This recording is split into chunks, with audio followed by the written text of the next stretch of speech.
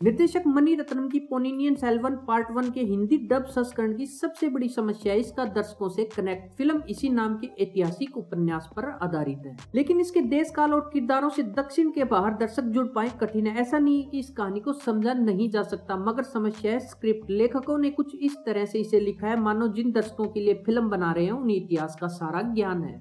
नतीजा यह है कि फिल्म देखते हुए इसकी कहानी और ऐतिहासिक घटनाक्रम को जानने में आपको अपनी ओर से काफी कोशिश करनी पड़ती है। बीच बीच में अचानक नए किरदार आते हैं और घटनाक्रम घूमता है तो पुराने सिरे खो जाते हैं। अब तक आप कहानी के बारे में सब कुछ जान समझ सके तब तक अंत आ जाता है और पता चलता है कि बाकी बातें अगले हिस्से में दिखाई जाएगी। पोन्नियिन सेल्वन तमिल इतिहास के 10वीं और 11वीं सदी के चोल वंश के राजा सुंदर और उनके 2 पुत्रों और 1 पुत्री और राजमहल के अंदर रचे जाने वाले षड्यंत्रों की कहानी है।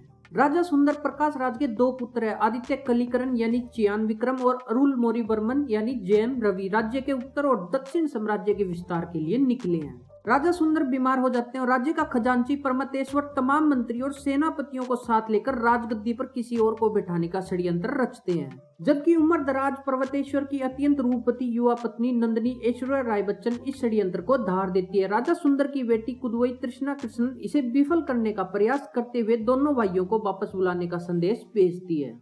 क्या भाई लौटेंगे? षड्यंत्रकारियों को कहां तक सफलता मिलेगी? आदित्य और अरुल मोरी की जिंदगियों की क्या कहानी है? ऐसे कुछ सवालों के जवाब इस हिस्से में मिलेंगे तो कुछ को पार्ट 2 के लिए छोड़ दिया गया है।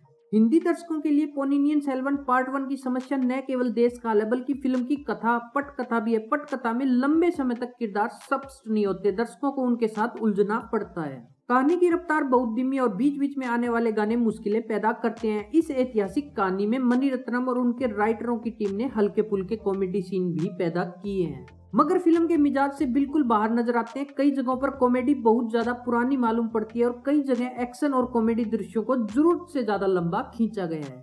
फिल्म का जो एक महत्वपूर्ण ट्रैक जिसका प्रचार किया गया था, जिसकी काफी बातें हुई थी, वह आदित्य कलिकरण और नंदिनी की प्रेम कहानी। पोन्नियिन सेल्वन में यह हिस्सा बेहद निराश करता है। दोनों की किशोरावस्था का प्रेम न तो फिल्म में ढंग से उभरता है और न ही उनकी नफरत असर पैदा करती है। यह सब बहुत तेजी से समेट दिया गया है। आदित्य और नंदिनी की कहानी लगभग हाशिए पर है।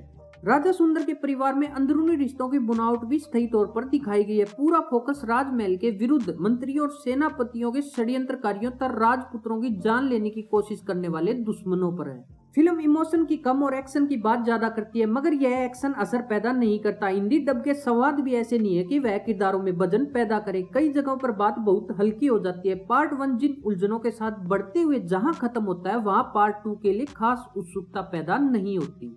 कलाकारों की एक्टिंग की बात करें तो फिल्म में कीर्ति ने जबरदस्त काम किया है। शुरुआत से लेकर आखिर तक वह पूरे रंग में दिखते हैं। वहीं जयम रवि की एंट्री सेकंड हाफ में होती है, उन्होंने बेहतरीन एक्टिंग की है।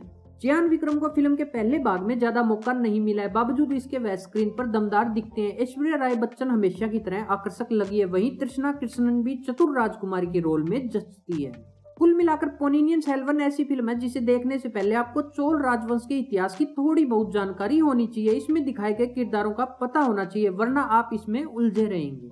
फिल्म का गीत संगीत इसकी कहानी में बाधा है, जबकि इसमें AR रहमान जैसा नाम शामिल है। फिल्म का कैमरा वर्क अच्छा है, मगर VFX थोड़ा ओवर मालूम पड़ता है। मणि रत्नम की फिल्म देखते हुए आश्चर्य होता है कि बिना VFX के माननीय संवेदनाओं का शानदार सिनेमा बनाने वाले निर्देशक तकनीक पर कितने ज्यादा आश्रित हो गए हैं। सिनेमा के लिए सबसे जरूरी अच्छी कहानी और अच्छा लेखन। तकनीक उसे खूबसूरती से पर्दे पर उतारने का माध्यम मात्र है, उससे अधिक कुछ नहीं।